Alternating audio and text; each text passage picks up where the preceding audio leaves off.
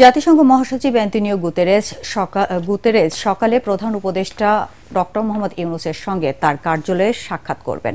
সাক্ষাৎ শেষে প্রধান উপদেষ্টা ডক্টর মোহাম্মদ ইউনূস ও জাতিসংঘ মহাসচিব অ্যান্তোনিও গুতেরেস একই বিমানে কক্সবাজার ভ্রমণ করবেন।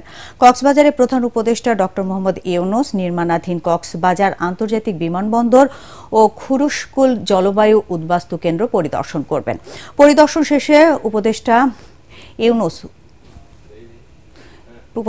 ইউনূস উখিয়া জাতিসংঘ মহাসচিব অ্যান্তোনিও গুতেরেস এবং প্রায় ১ লক্ষ রোহিঙ্গা শরণার্থীর সঙ্গে ইফতারে যোগ দেবেন।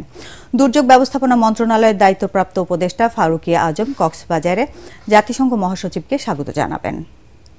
জাতিসংঘ মহাসচিব গুতেরেস বিমানবন্দর থেকে সরাসরি উখিয়ায় যাবেন। সেখানে তিনি রোহিঙ্গা লার্নিং সেন্টার, রোহিঙ্গাদের সাংস্কৃতিক কেন্দ্র ও পাটজাত পণ্যের উৎপাদন কেন্দ্র পরিদর্শন করবেন।